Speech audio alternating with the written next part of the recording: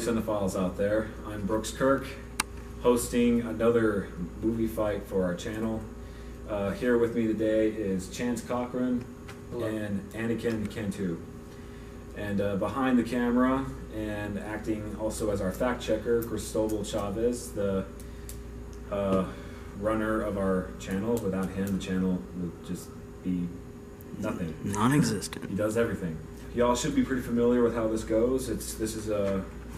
We are inspired to do this by Screen Junkies movie fights. Check them out; they're a lot of fun to watch. This will be made up of 3 main rounds and 4 speed rounds. So, without further ado, let's just get right into it, so we can get this over with.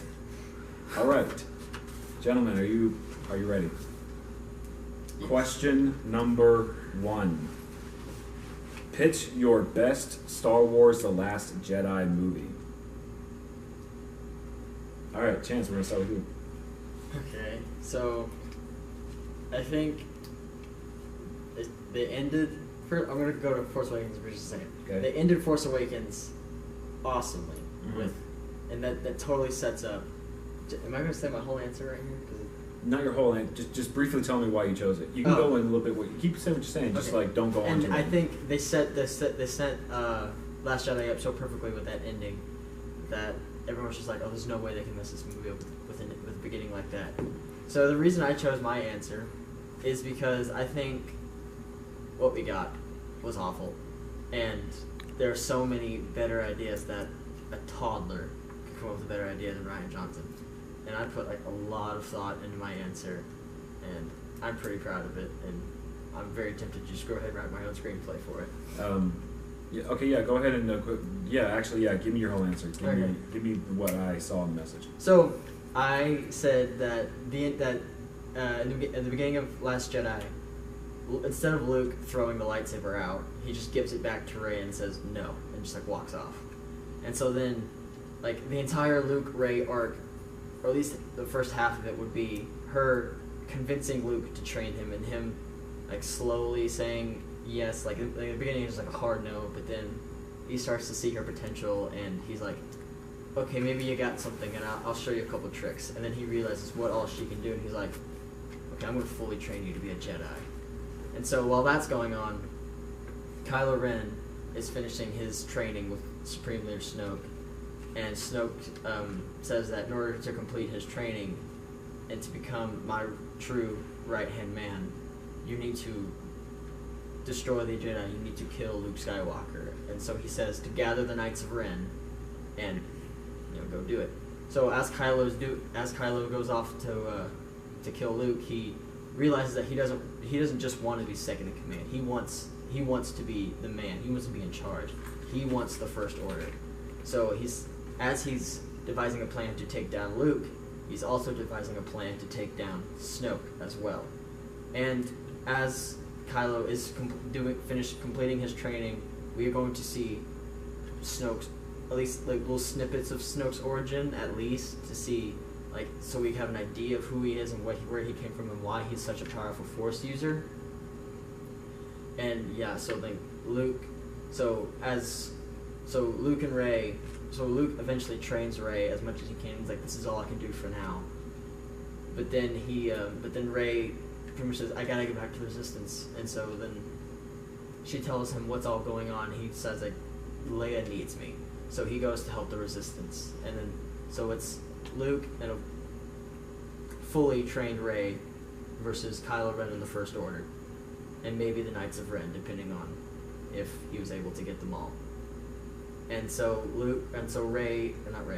Kylo begins to, like, pretty much puts his Luke plan into effect and tries to take down Luke. And I think the end of the movie should also end on some sort of cliffhanger, like how Force Awakens did.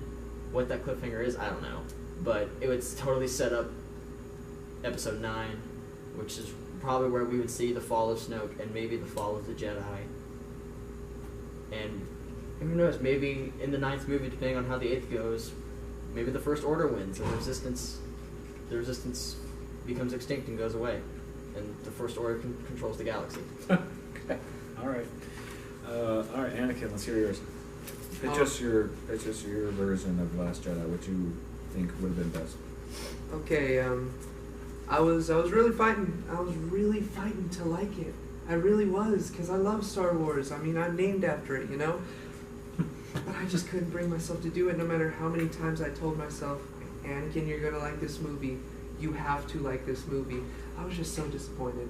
It was disappointing in a lot of ways, and I could chalk it up to personally what I wanted, or I could chalk it up to just that's, I guess, the same response as Chance's. Anyone could have wrote that better. Anyone could have made that better than it was. Since Chance recapped the story, what I'm just going to do is fill in the holes where I think should have been changed drastically from what they were. Now, as far as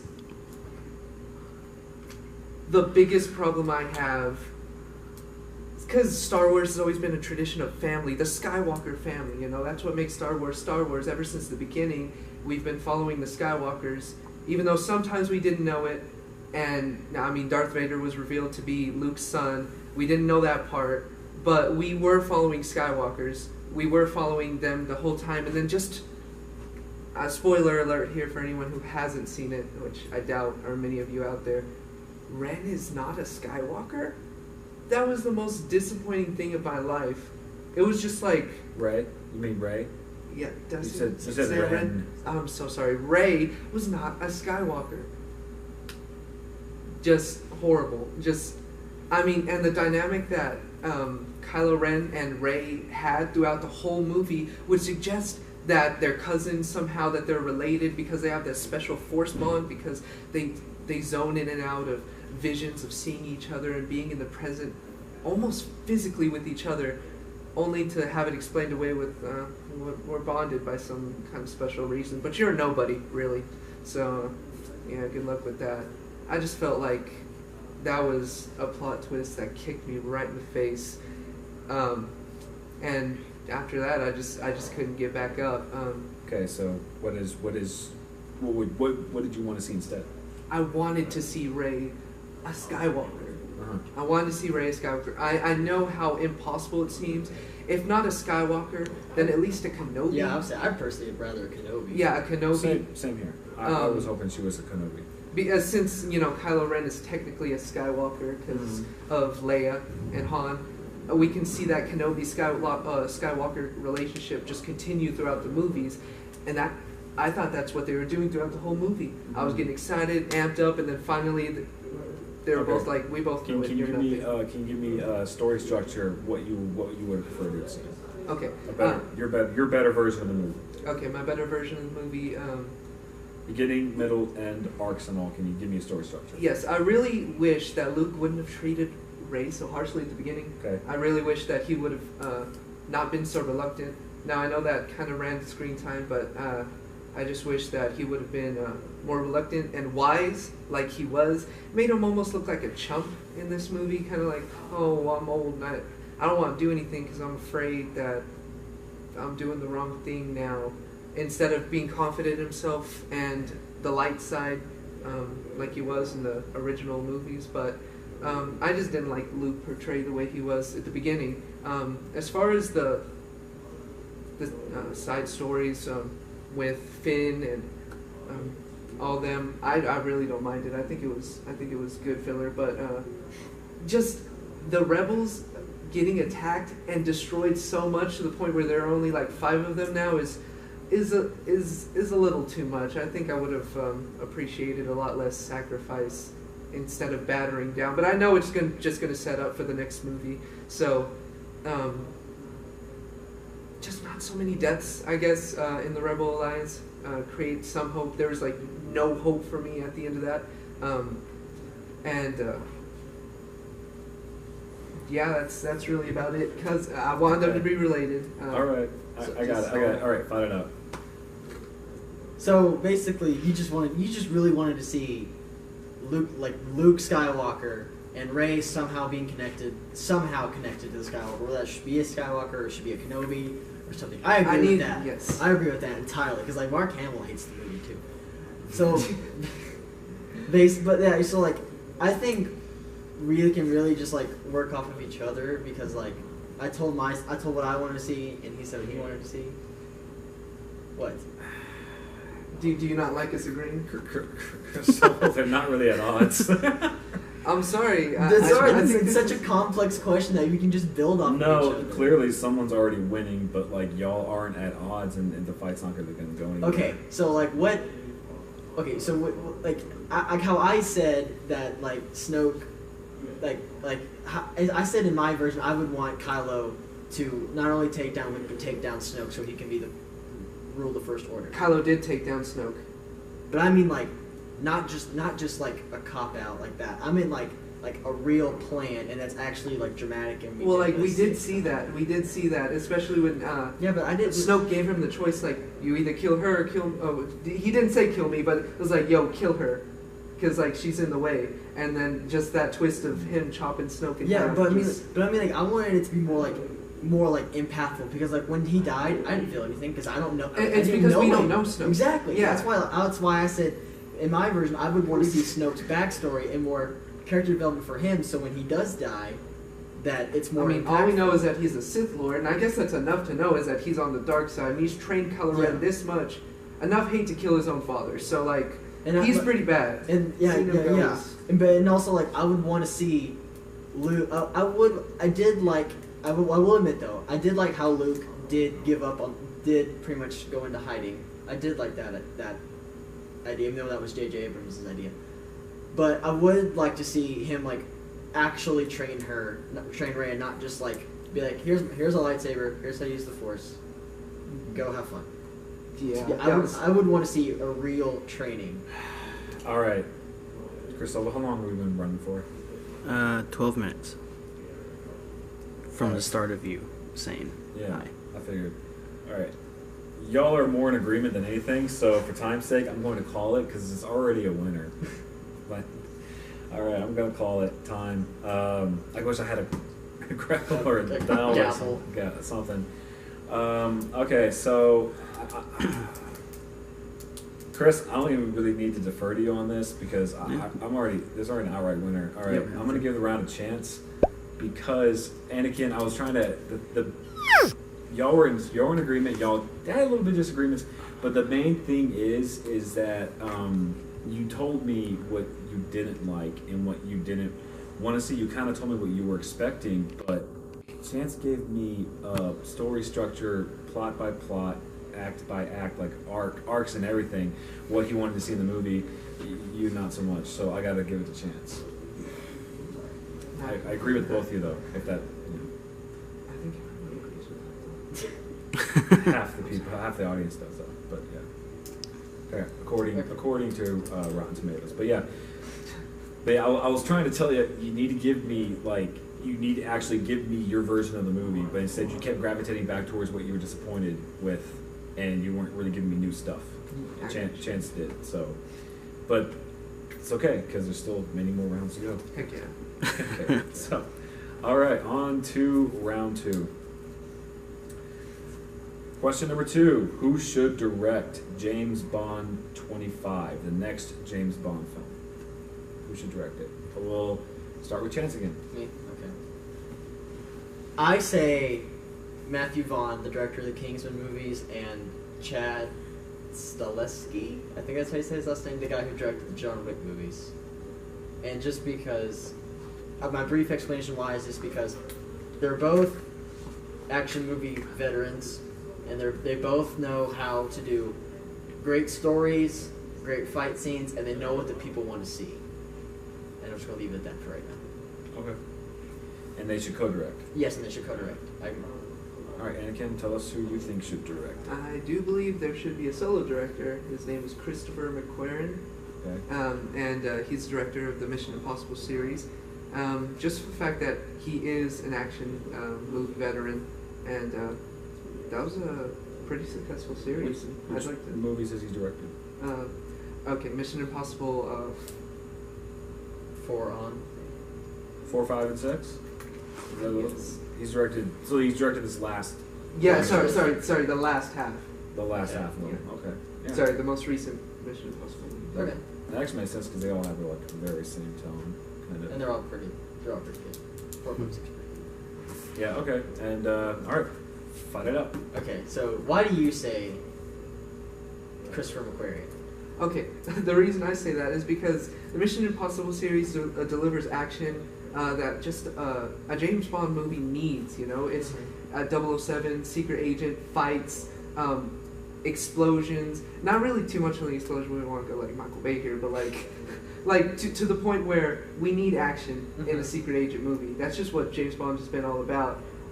Crazy escape scenes, sequences, and where he could tone it down in just the spy, top secret scenes, as you would, for lack of better words. Just that good balance that we see in the Mission Impossible series. I think he could deliver, and he's already a top pick according to The internet. Yeah, according to the internet, and also according to just the people already in charge of the film, 25. So I agree with him. I think that he'd be a good pick, and I think he'd do well in this movie. It's kind of hard to argue with. He's a real top pick. But why I said Vaughn and Selesky is because they're okay. First off, even though they're both pretty good in my opinion, the second one's not as successful as the first one. But I think the Kingsman movies, I think they're the epitome of spy movies nowadays, because you got the fancy gadgets, you've got the crazy escape scenes, you've got the weird fight scenes, and you've got like just the really like outrageous charm of the main characters and how they can pretty much talk their way out of anything and fight if they need to. And for Stileski, it's because... But we are focusing on multiple characters in Kingsman, right? Sort of. Well, like, it really is just Eggsy in general. And now why I said Stileski is because the John Wick movies, in my opinion, have some of the best fight scenes in cinema, or modern cinema. Because there's no like quick cuts, there's no like really close-up shots. It's all like from a certain angle, from a certain distance, and you can see everything happening. And I think Stileski would be good for like the fight scenes for James Bond, because James Bond is not like Bruce Lee, who's a super badass martial arts expert, but he's not just a guy who can throw a couple punches and win. No, he knows how to fight, and he's a pretty skilled fighter, and that's why I think they could both work off of each other. Now, I can understand why like two strengths make a big strength, but they are two different directors, and that's the problem with co-directors, is that they will come with creative differences, and sometimes you can't overcome those.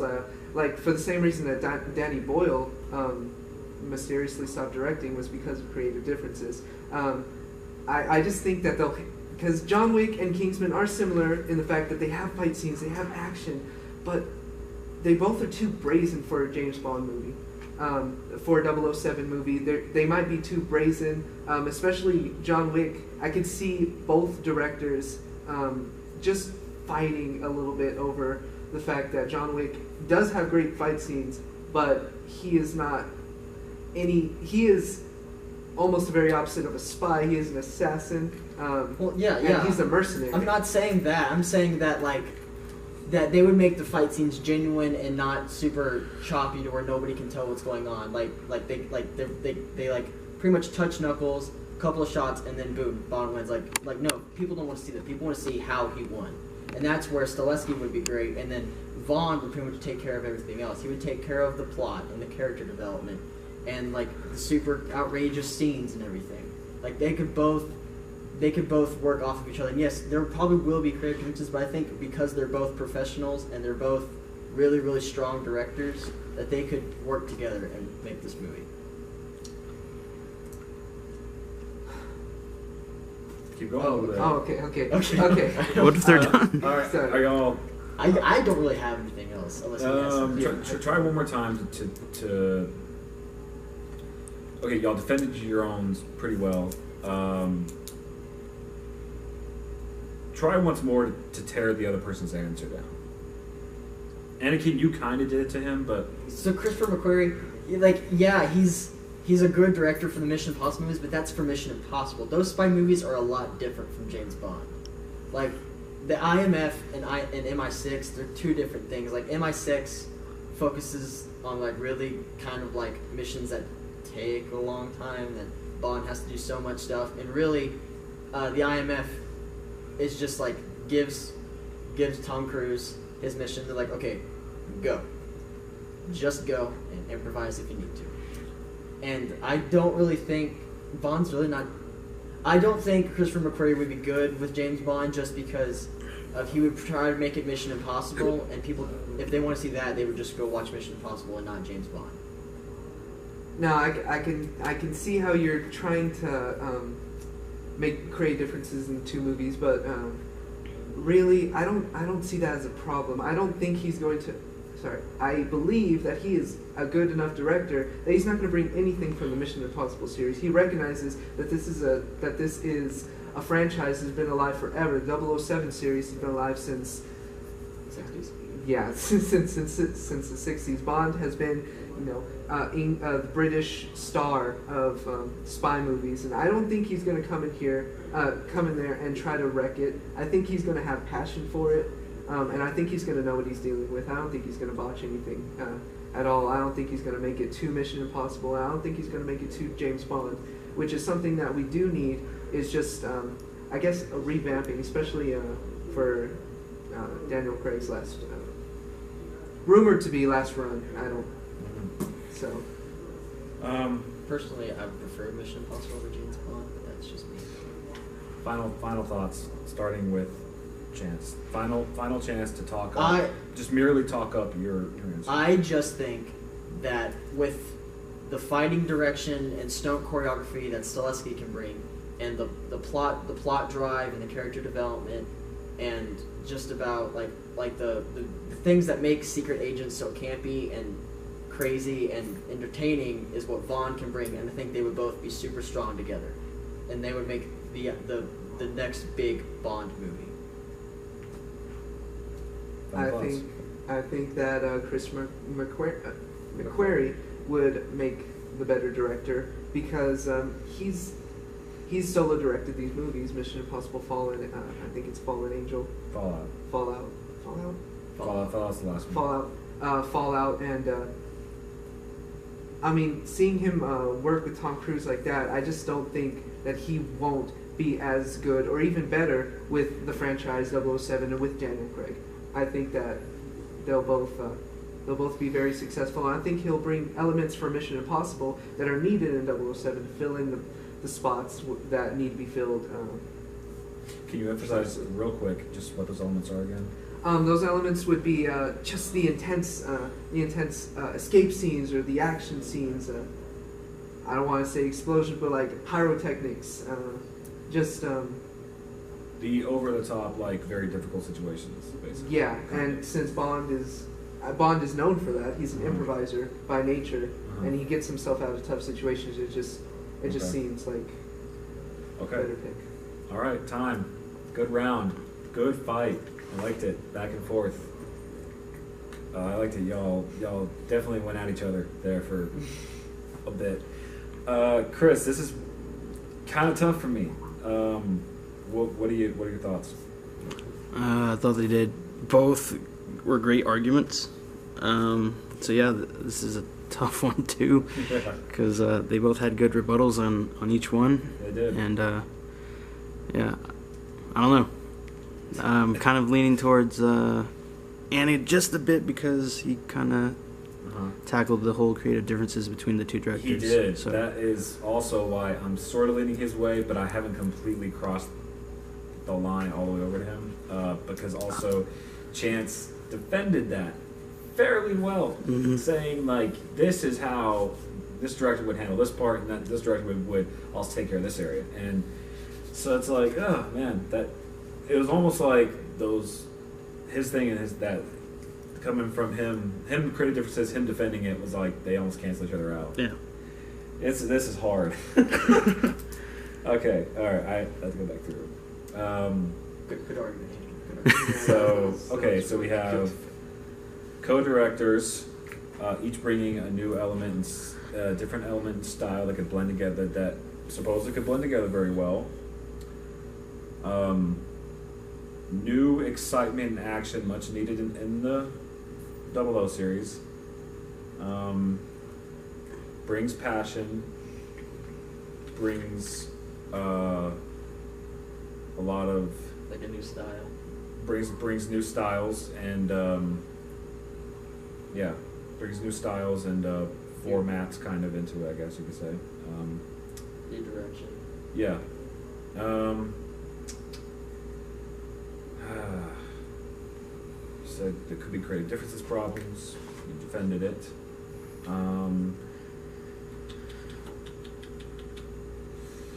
3 hours later. I should have been like taking notes and tallying it up, but I thought I was listening so intently that I didn't want to write anything down because I didn't want to miss anything I was hearing. This is hard. Chris, you gotta help me out a little bit here. You said you were leaning towards Anakin a little bit. Yeah. Okay.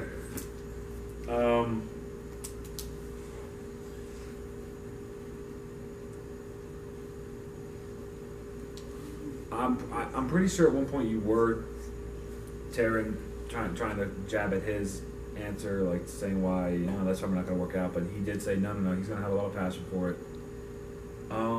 So in that, y'all going at each other and then y'all defending your stuff, y'all are pretty equal on that front. You took hits, but you also gave them back just as good. I think I'm going to have to ultimately side with Anakin only because. He has a point about even though you defended it, he does have a point about the creative differences between directors, even if there's always a chance. Now, there is a chance these directors could work very well, but there's also a chance they couldn't work well together. And whereas I think that's a valid point to bring up. And he also did say that his director could very well on his own, like make his own. I don't know. I'm going with him. I'm sorry. I had to make. It was so close. I have to make a decision. That was a good one. Every time I'm trying to think of everything, I just think back about what he said about creative differences between the directors, and I have to agree. It's a valid point. I like your idea better. For the record, I like your idea better. I would love to see that movie. I would love to see a John Wick action. I freaking love Kingsman themed, James Bond movie. That'd be hilarious. That'd be amazing to see. But his whole thing sounds more. One, it honestly sounds more realistic. Sounds more doable. And he said, creative differences. I gotta go with Anakin. Anakin wins the point. Oh, there we go. All right, so now we're tied 1-1. Let's see who wins this. Who pulls out ahead on this one? Round 3. Question number 3. Who should be the next James Bond? Since Anakin won, Anakin, we're going to start off with you. All right. Tom Hiddleston. Tom Hiddleston. Okay, why? He's talked about a lot in relation to Bond, and he said that he hasn't been getting calls from 007 franchise, but I could see it. I could see it so much. He's a British star. He's actually starred in a TV show called The Night Manager, and where he's a spy, where he's an actual British spy. I just think that it would work really well. I think he'd fit the role very naturally and fit the whole that Daniel Craig movie behind. And he's British, correct? Yes. Okay. And all right, so Chance. I say Idris Elba because he is also British.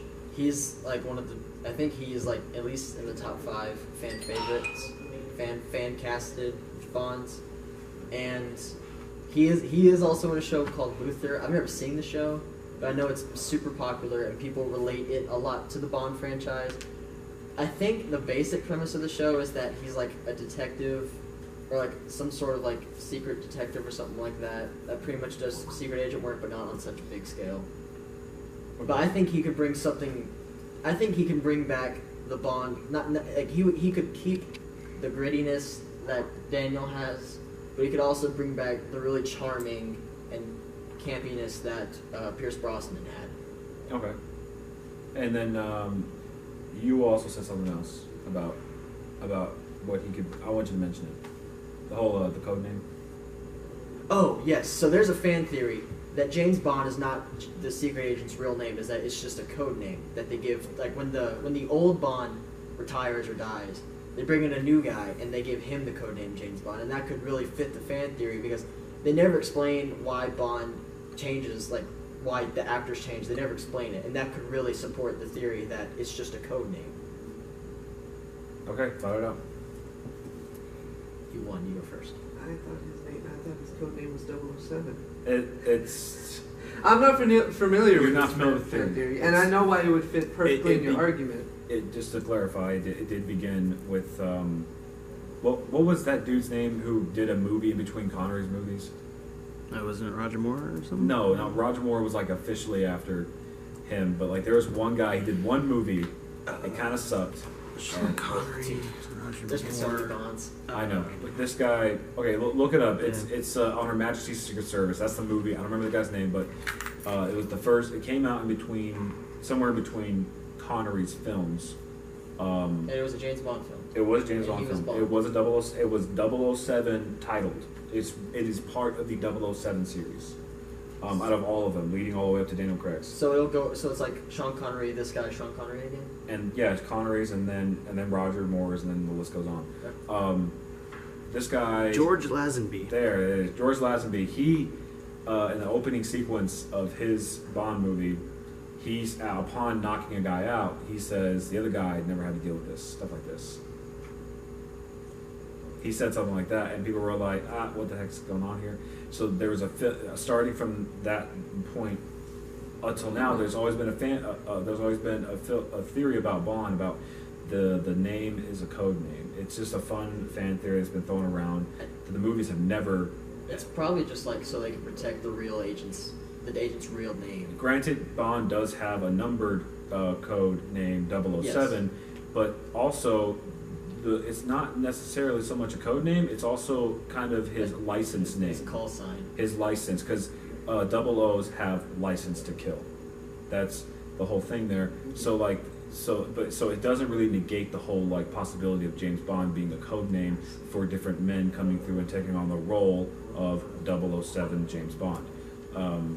That way there's always like it's like a clever like theory that Skyfall kind of like definitely like did away with by showing that he comes from a family of Bonds.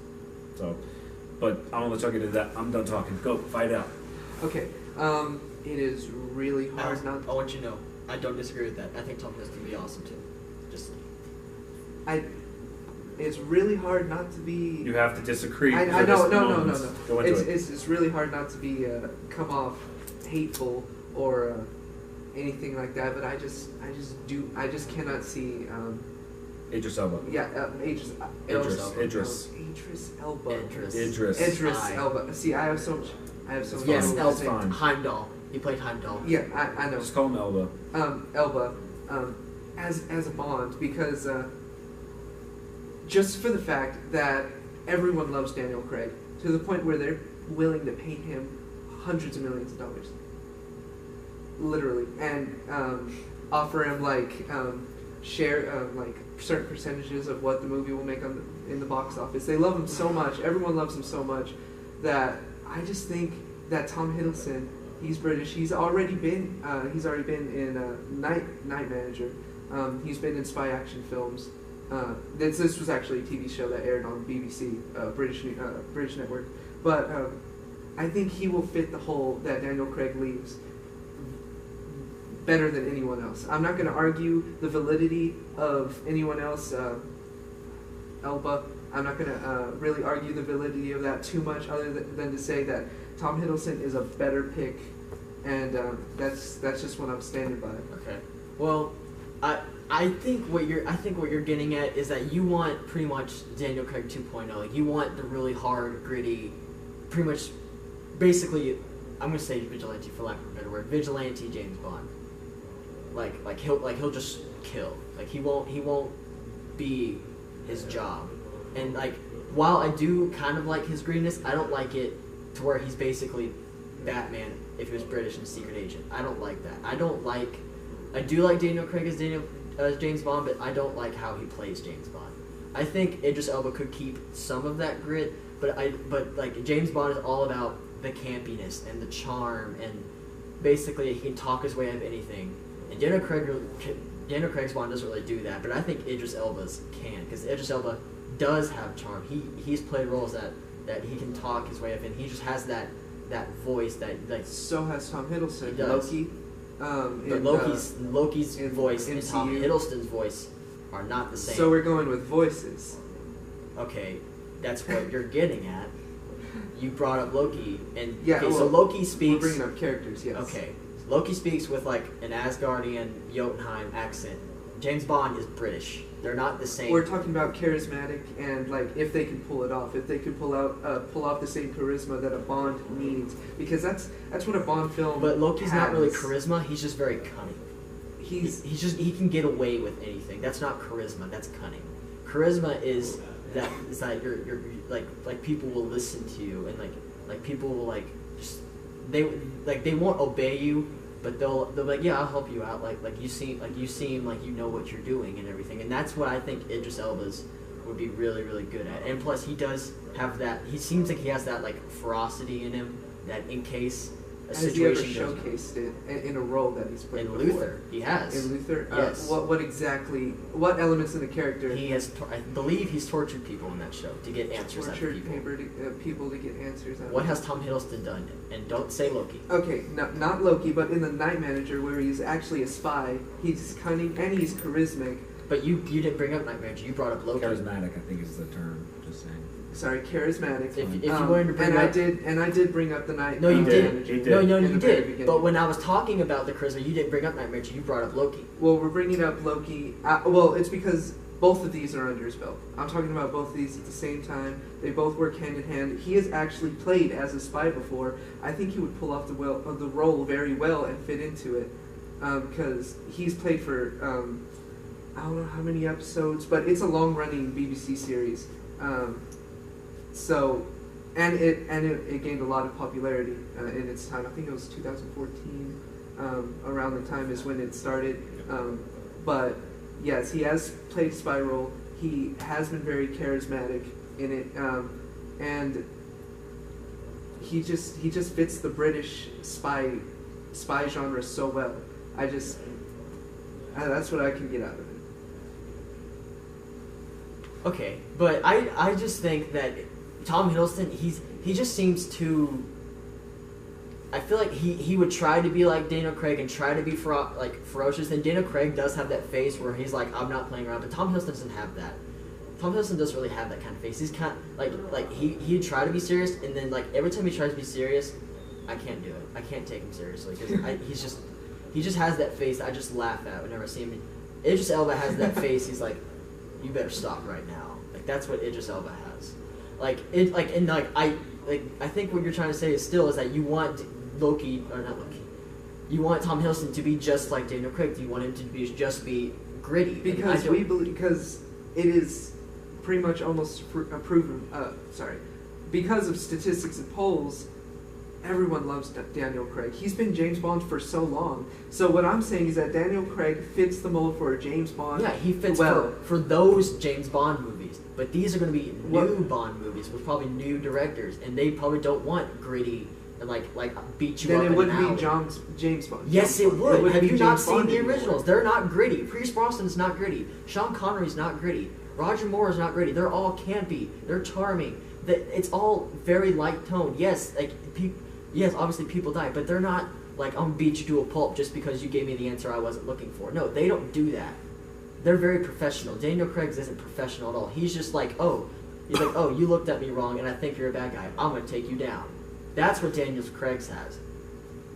And I think Idris Elba would keep an element of that, but he would also bring back what James Bond truly is, which is no, not quite. In the James Bond movies that Daniel Craig stars in, there are moments where he's not run and gun and shoot them all up. He has relationships with many females, like the trope James Bond. He's a womanizer, and that's what we got to see in the James Bond character: is womanizer, spy, super secret agent. Like not like super secret, but like super secret agent. And But also what people want to see in Daniel James Craig is the Bond. balance What between also those. people want to see in James Bond is the crazy gadgets. And Bond had like what? Just that gun that red as palm. That's about it. I feel like Idris Elba would probably bring back those crazy gadgets, which is what I always want to see in Bond films. We're not talking about the gadgets. We're talking about We're talking the about we're talking about the actors who make the better character. Okay, yes. Are you wanting, if Tom Hiddleston gets the role, are you wanting his movies to be just like Daniel Craig's, or do you want them to do something new?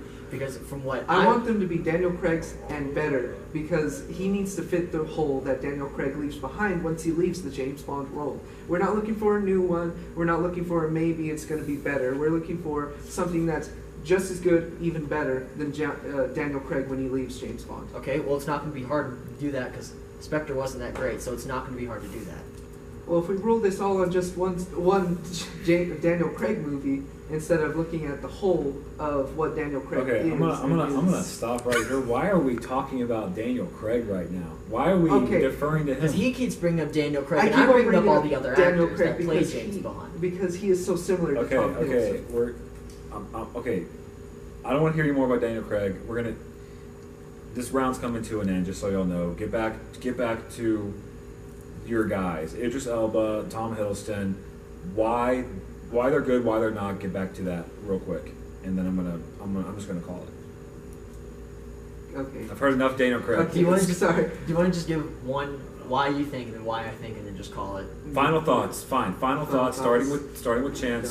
Why you think Idris Elba is right for the part? Why you think Tom Hiddleston is not? Go. Okay, I think Idris Elba would be great for this part because he would bring something to Bond that we all want to see return, but also bring something new. Okay, that's what people want to see with the Bond movies. Okay, Tom Hiddleston, I think he'll just bring back what Daniel Craig is doing, and I think he'll try to recreate Daniel Craig, and he might succeed, but he also might fail. All right, that's fine if y'all use Craig to defer to, but it sounded like y'all just started landing on Craig for a while, and I was like, okay, we can get off of Craig for a second. If you want to refer to him, that's fine, but y'all were arguing about Craig for a little bit. Okay. It was just about Craig, and I was like, what is going on here? No, what happened to their answers? What happened to Elba and Hiddleston? Okay. All right, why Hiddleston is good with the part, why Elba's not? Okay. Tom Hiddleston would be great for the part. I'm just going to wrap it up with what I've said before. He's played a spy role before, very successfully. So is Elba. An actual spy role, not inferred spy role, like an actual spy role. He Every spy has is been different. shown to be a Let him womanizer, talk. which is one of the key cores of a Bond. And he has the ability to get nitty and gritty and get into the action, just like a Bond would. What about Elba? Why Elba won't be? Elba just won't fit because okay, he won't fit because he hasn't played that role before. I'm going over experience here Okay. because of course experience beats any novice any day. Mm-hmm. So really just based on the premise of experience is why Tom Hiddleston wins. Mm-hmm. And he's just a veteran in regards to Elba. And I just think that he'd fit the role better. Get off of Hiddleston, back to Elba. You're deferring back to Hiddleston. Why? So Elba doesn't have as much experience with spy stuff as Hiddleston. Are you saying spy?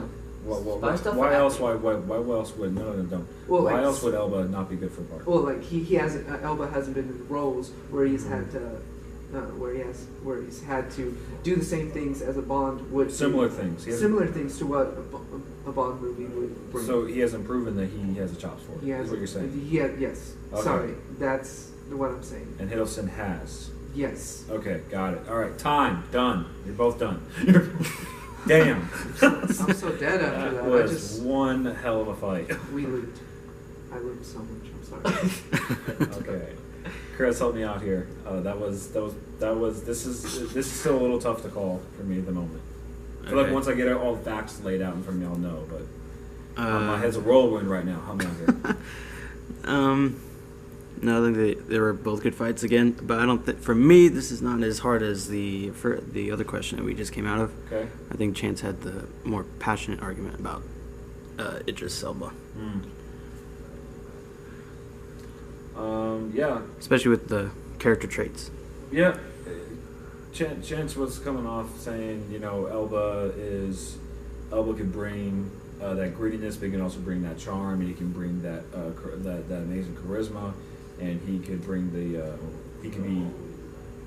You're making it sound like he can be a lot of things at once. He can be serious and stern and terrifying towards his opponents, but he can also be incredibly charming and charismatic towards the women, obviously, and probably towards characters such as Q and Moneypenny, whatnot. And I've now. Now, yes, you were saying that Hiddleston has experience with spy roles, and and you did defend him, saying he is charismatic, and and you are saying he should. Okay. Yeah, now I remember. Okay, Okay, so yeah, you were saying that he needs to fill the hole that Craig will leave behind. Why did you smirk that? Fill the hole. That's all I heard. Anyways, basically he needs to fill in those shoes. Where he needs to fill those shoes in that Craig leaves behind. Chance brought up earlier in the fight that you basically want Daniel Craig 2.0. I don't remember you saying. Did he say anything to deflect that, or be like, no, that's not true? Did he? To my recollection, I can't ask you guys. I gotta ask him. Not that I remember. Okay, if you did, sorry, we don't remember. No. Okay, and he is saying he in a way was saying like he's not so much wanting Elba to fill in the shoes. He wants Elba to put on a brand new pair of shoes and take the character, or it kind of like maybe he wants to put the character in a new pair of shoes and take the character on an older paths and trails that he was on before, kind of like, but like do it in a new light. So basically, boiling it down, your argument is basically Hiddleston being doing the role his own way, but a lot similar to, but doing it not too differently from what Daniel Craig did, and completely taking Bond in a new but also more old-fashioned direction that would be a more rounded out kind of character. I gotta give it the chance. Chance wins the point. And honestly, I think I would personally prefer Hiddleston. Just saying, I honestly would personally prefer Hiddleston, and because I was hoping you would bring up that Hiddleston doesn't need to be, full on brawny, and he doesn't need to get into those big fights. Hiddleston could play a Bond that is way more cunning and sophisticated, cunning, witty. He uses his wits to get out of situations instead of his brawn. I feel like Craig does have like a balance of sorts. When he's tied up and he can't really get out of it, he really has to rely on his smarts. But for the most part, like if he's hands free, he really does go straight into the combat, which we love to see. But it would be interesting to see. I think it would be more interesting to see a Bond who has to rely more so on his wits.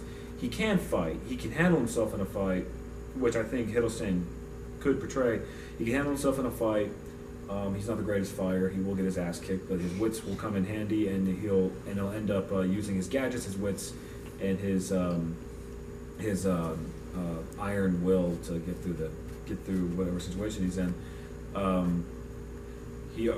As far as the arguments go, he did argue that Elba would bring in would be able to do so many things with the character and bring in so many things with the character, and he would be able to take the character in like a new direction, but also bring in some old-fashioned stuff and whatnot. So I have to go with Chance. Okay. All right, straight. Okay, so now we're 2-1, straight into the speed rounds. Let's finish this up, gents.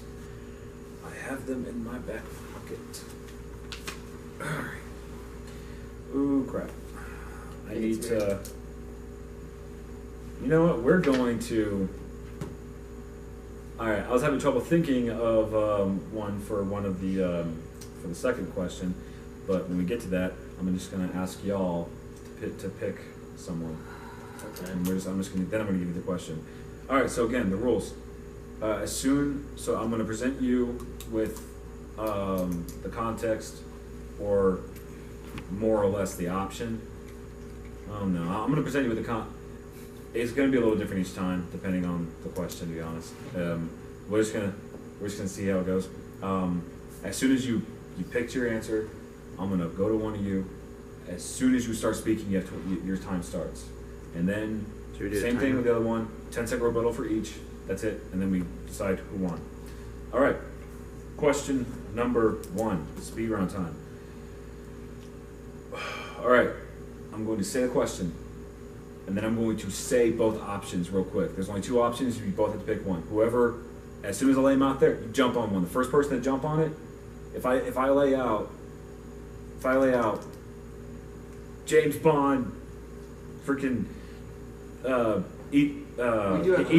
Say both, right? Hunt. Thank you, Hunt. James Bond, Ethan Hunt, and Chance goes James Bond, and you say James Bond too, but Chance said it quicker. Then you have to go with Ethan Hunt. We do have to wait for you to say I have to the say. answers. I'm gonna say both. I'm gonna say both pretty quick. Okay.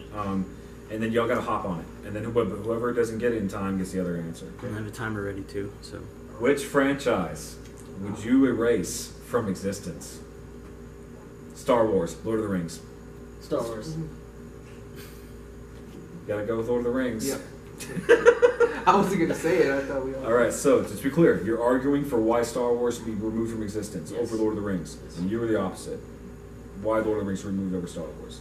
Be removed from existence. Okay. Chance, your 20 seconds starts as soon as you start speaking. Star Wars is a great franchise. I love it, but it didn't. All it was is just a great piece in cinema history. There was no real world themes. At least not to my knowledge. There was no real world themes. Okay, I don't think I think the world could survive without Star Wars in it, especially this past trilogy. But even though I will greatly miss it, I won't be disappointed in my answer. All right. Exactly 20 seconds. All right. Your time starts as soon as you start speaking. Okay. The Star Wars franchise has potential. That's why it should not go. It still has so many movies left. It still has the Clone Wars is starting up again. We still have Episode 9 to go through. While Lord of the Rings, it's run its course. Really, there's nothing left for it. So just the fact that Star Wars still has much more to lose than Lord of the Rings, it should go. Okay. You got your timer ready, Chris? All right. Chance, 10-second rebuttal. Time starts as soon as you start speaking. Lord of the Rings has taught me a lot more than Star Wars has. I learned friendship, loyalty, pushing towards your goal from Lord of the Rings. In Star Wars, I really just learned how much I really like space.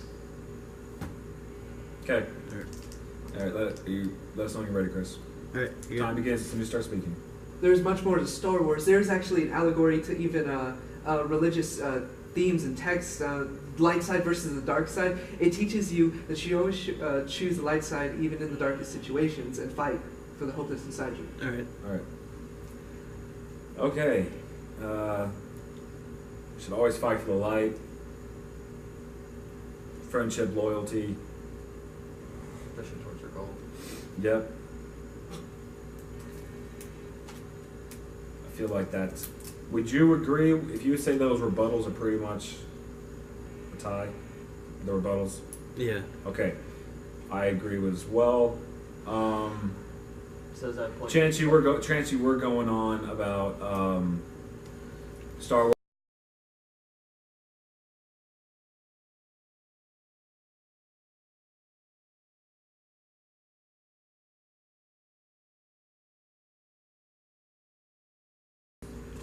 So now I believe they're tied 2-2, correct? Yeah. And the way it's going, you guys could do all 3. I think they will. All right, 2-2. Karate Kid. That's a Karate Kid reference. Tell me y'all got that. Yes. Good. No? Mr. Miyagi. Fail. You failed. I know by the thinking. Karate Kid. I just didn't get that part. It was the Okay. referee I was doing, actually. Oh, it is The points, like, the end. It's like, Yeah, it's like 2-2. Anyways. Okay, second, let's get on with it. Okay, here we go. This is gonna be the fun one. I want each of you to name a superhero. Chance, you first. Sentry. Sentry? Sentry. Do you know who that is? I do. Okay. Anakin, go. Batman. Think. Okay. You want Batman? Yeah. Okay. All right. Here we go. Yeah. Which superhero would win in a death battle? Gosh dang. Yes. Which one? Oh shit. That's right. I gotta do the 20 second. I was trying to get like a real fight. That's my bad. Okay. Hashtag fired. Shut up. Okay. Anakin, since you won first, we're gonna go with you first. Your time. You have 20 seconds to talk about why Batman would win and Sentry would lose. As soon as you start speaking, 20 seconds.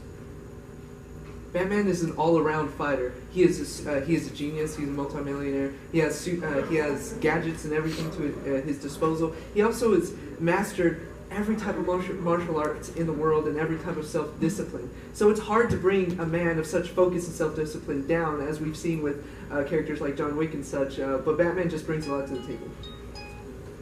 Okay, Chance. You know the drill. It's time. Sentry has the power of 1 million exploding suns. He is the Marvel's Superman, okay? He also has a second personality called the Void, which, like, literally the god of Marvel is like, why did I make this for him? Like, this could kill me. And so he has superpowers. He doesn't need to just fight Batman. He can just flick him and Batman is dead. As much as I love Batman, I have to give this to Sentry. Okay. You ended that perfectly right in time. All right, Chris, you got the 10-second rebuttal timer ready? Yep. All right.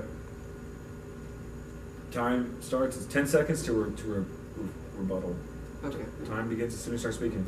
Okay, that's where Batman's intellect and his hardcore ability just to persevere comes in. He's had his spine broken and thrown in a pit, and he's come from that. I mean, I'm talking about the movies here, but Time. not just the comics. What? Oh, that was 10 seconds? Yep. Yeah. Gosh dang, 10 seconds goes by so fast. Yes. I hate when... I thought something went wrong for a second, and I was like, oh, wait, do I do it over again? But no, that was your time. Gosh dang. Yeah, I know. It's okay. All right. Same. Sentry's second personality literally scared the god of Marvel Universe. The one above all said, I am an idiot for making this. And time. That's basically all I got. All right, Chris. Help me out here. That was. I'm not sure I think half of that I kind of didn't retain. What? I'd give it a chance. Okay. Batman's come back from a broken spine. Sentry has the power of 1,000 suns. And the god of Marvel apparently is kind of regretting that he gave him the power or made him or whatever.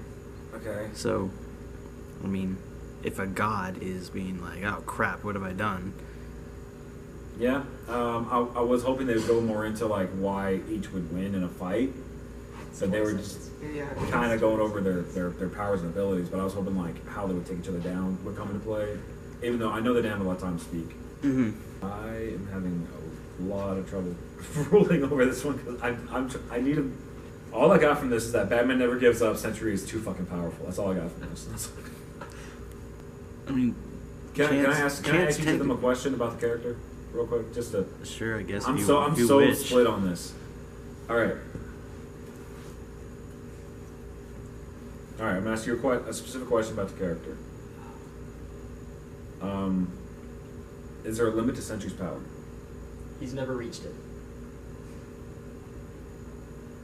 Could Batman find a weakness for Sentry? He asked for Superman, and he just described that he's the Superman of the Marvel Universe. Doesn't mean he's Superman. You did say he was the Superman of the Marvel Universe. He's Superman. He's not Superman. He's not super unkillable.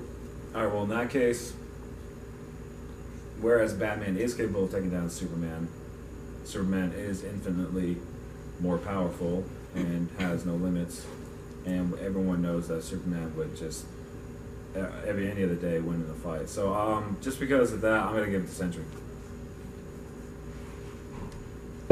Alright, 3-2. If y'all hate me for my reasons for ruling that decision, It wasn't I don't hard. care. Batman's my That's favorite fine. superhero. Well, when you pick the most overpowered superhero in the book, So it goes back to Gene. It's Sentry. Okay. We got Chance 3, Anakin 2. On to match point. question 3, the speed round. Alright, this is going to go just like question 1. I'm going to lay out the question. I'm going to put the 2 answers out there. You got to hop on one of them. What is the appropriate length of a superhero film? 3 hours or 2 hours? 3. 2. Okay. All right, Chance, since you won the last one, we're going to start with you. Your time starts as soon as you start speaking. Wait. Can I ask you a question before I start? No.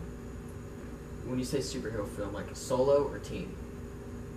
Just Superhero. Just straight superhero? Straight superhero. Okay. Doesn't matter. Alright.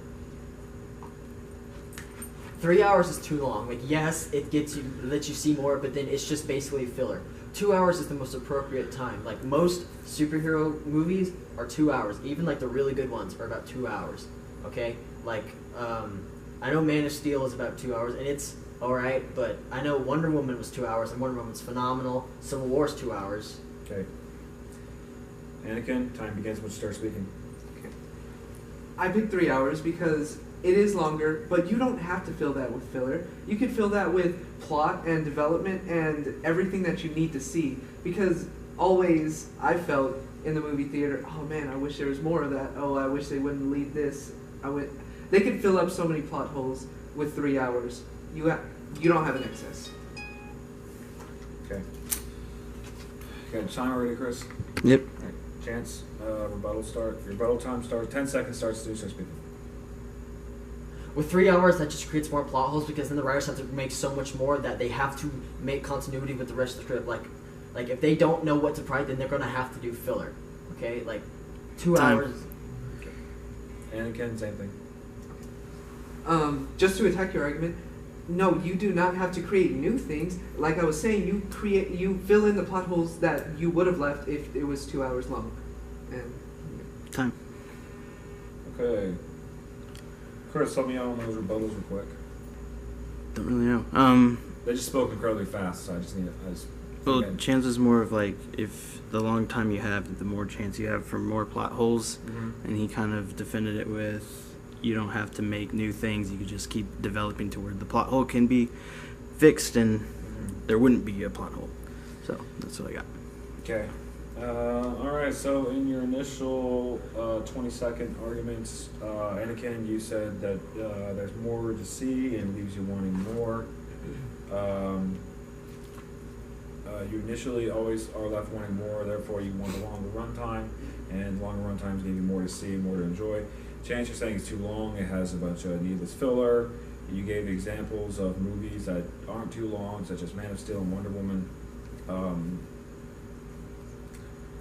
Even though Wonder Woman is close to the 2 hour mark, Man of Steel, I believe, is a solid 2.5 hours. Granted, you did attempt to give examples, which I have to give you props for. So, you both did a great job of going back and forth and defending and each one. I think if they had brought up about something about like, you know, how good a film can be. I mean, 2 hours can feel like 4 hours if it's bad, but 3 hours can feel like an hour if it's really good and you're enjoying it. I think that would have been a good thing to pick at, but Who do you feel? Who do you feel won? I kind of want to say Chance, but he had a good argument with not only seeing more, but you can add more story to it and it doesn't have to be filler. But then again, you know, it just depends on what movie you're making, what kind of superhero movie you're making. Yeah. When it comes to filler, he said it doesn't have to be filler. It could be good. It can be good writing. It can be good character development, but it could very well be filler. So for me, those cancel out or tie or whatever. And then you're left with wanting more. With standard 2 hour films, 3 hour films give you more to see. And